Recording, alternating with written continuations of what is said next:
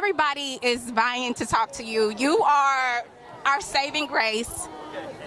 I have so many things to ask, but I first just want to say congratulations on what you've created with Abbot Elementary. Talk to us about the concept for the show, what inspired the show, and were you at all surprised with the response that you've gotten behind the show? Well, what inspired the show was first of all, just amazing teachers I've had in my life, and that includes my mother, who the main character, Barbara, is based off of, as well as just other teachers in my life that were incredible in my life. And the response is incredible. I just didn't know that it would take off so fast. I didn't know that people would kind of jump in with us from the early episodes. A lot of sitcoms, they take a while to pick up steam, but I just feel so happy that there was an audience with Abbott almost immediately, So I'm so grateful and shocked still, but grateful. We're so grateful. The show resonates with so many people. The episode I just watched with the stepping, I'm like, tell us what goes into the writers' rooms.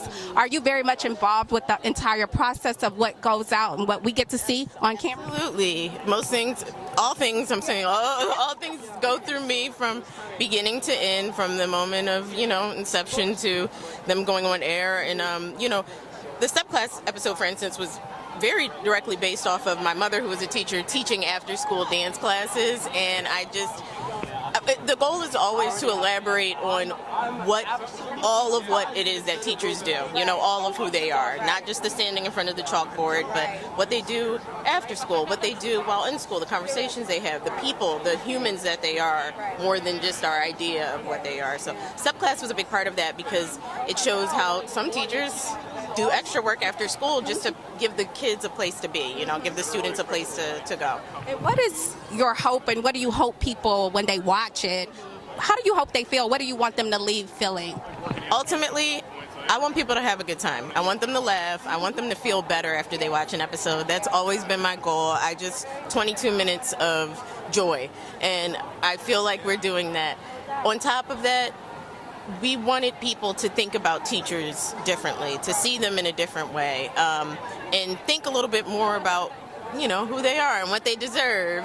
And we wanted to do that without being preachy, and with giving them just the humanity, more than just the finger wagging. It's like, here are these people, here's who they are, this is who they are, and showing that to people every week. Well, I want to give you your flowers, and I want to ask you before you go, today's the first day of Women's History Month. How are you celebrating, and what is your theme for yourself this month for Women's History Month? I say this every year. Same thing during Black History. I just celebrate by being like me. I just live life to the fullest. I just kind of just like really live in it, Hey, girl.